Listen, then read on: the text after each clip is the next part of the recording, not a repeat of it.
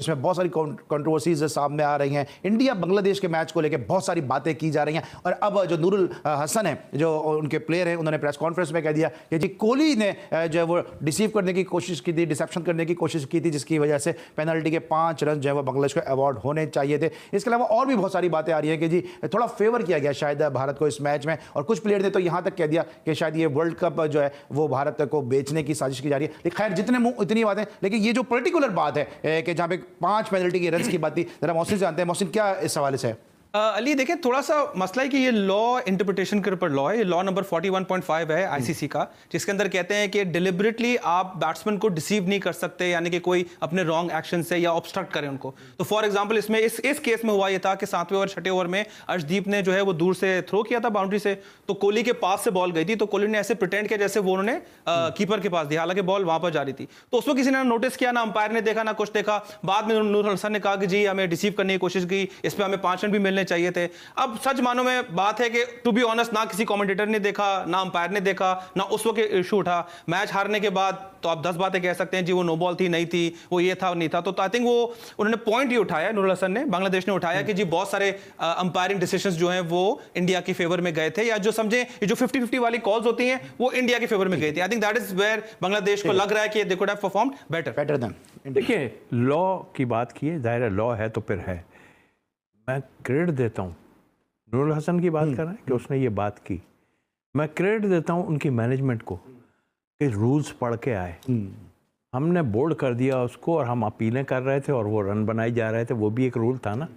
तो ये ज़रूरी है कि मैनेजमेंट अपनी सारी बताई जाए कि जी ये चेंजेस हुई है, जैसा कि अभी बात हो रही थी। तो मेरे ख्याल ये बहुत ज़रूरी है हमारे लिए तो है, हम तो उसमें लॉस हो गया ना। आप इसमें ब्रैकेट में ये तो नहीं लिखा हुआ कि अगर कोहली करे तो, अगर कोहली करे तो 5 रन नहीं है। अब इसमें ये बात आने वाली है। देखिए, असल मुद्दा इसमें ये था कि शाकिब से सवाल किया साफी ने, जो कप्तान कौन है, शाकिब है या नूर है, ठीक है, वो तो किसी गिनती भी नहीं है नूर। शाकिब से सवाल हुआ, जो साफी ने किया कि भाई आप ये बताइए, जो अंपायर से हरासमेंट से जो आप बात कर रहे थे, इशारे में क्या बात कर रहे थे खेलने के लिए, तो शाकिब वो स्किप कर गए। ठीक है, असल फड्डा तो वही था ना यार, जो डीएलएस मेथड था, असल फड्डा वही था जहां से बांग्लादेश आ रहा है।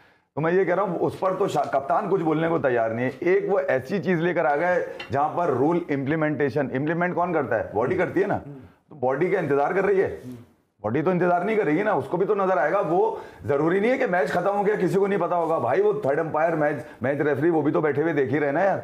वो अगर कोई ना भी बताए तो भी इंप्लीमेंट कर सकते हैं अगर रूल है तो कोई। तो इसका मतलब है ऐसी कोई ऑब्स्ट्रक्शन हो ही नहीं है। अगर हो ही होती, ठीक है। अच्छा, लेकिन आपको ऐसा नहीं लग रहा है कि इस पूरे टूर्नामेंट में कोहली थोड़े से अंपायरिंग के भी फ्राइज अंजाम देते नजर आए? वो नो बॉल के भी इशारे कर रहे हैं, पाकिस्तान के खिलाफ मैच में भी, बांग्लादेश के खिलाफ भी वो नो बॉल करते हुए का इशारा करते हुए नजर आए, तो लोग इस पर भी थोड़ा सा एतराज कर रहे हैं। ये वाला जो मैच हुआ था इसमें भी किया, इसमें भी किया, बैटिंग कर रहे थे मेरे ख्याल में। नहीं, बैटिंग नहीं कर रहे थे, लेकिन बैटिंग कर रहे थे। पाकिस्तान के मैच की बात भी कर रहा हूं मैं, उसमें भी बैटिंग कर रहे थे वो।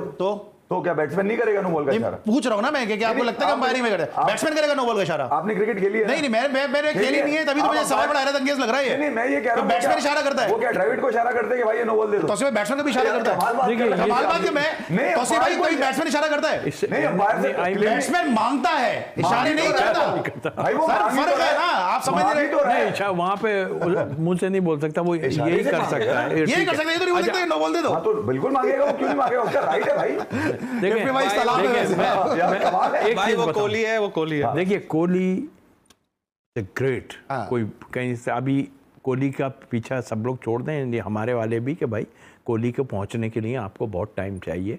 ये जो हमारे जो बैट्समैन जो मिला रहे हैं एक दूसरे को दूसरों से, कोहली की यही चीज़ों ने कि वो इतना हाइपर हो जाते हैं। आपने टेस्ट मैचों में भी देखा, उनकी कप्तानी गई है, उनको छुड़वा दी गई कप्तानी, उनके लिए अच्छा ही हुआ।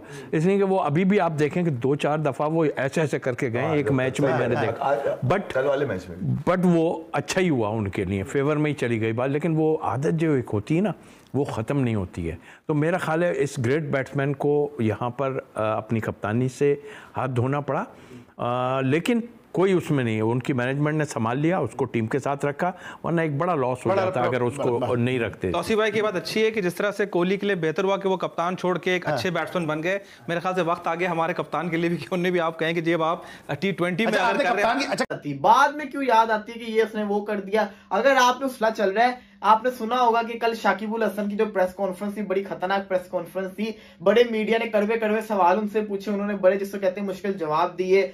लेकिन उसके बाद उन्होंने तो ये कह दिया कि वेट आउटफील्ड पे बल्लेबाजों को ज्यादा फायदा होता है, बॉलर्स को इतना फायदा नहीं होता, क्योंकि बल्लेबाजी जो होती है ना वो इजी होती है, फील्डिंग मुश्किल होती है। बिल्कुल सही बात थी, जेन्युइन बात थी। उसके थोड़ी देर बाद नूरुल हसन जो बांग्लादेश के विकेट कीपर बल्लेबाज हैं, उन्होंने क्लेम किया है कि विराट कोहली ने उनको डिस्ट्रैक्ट किया है।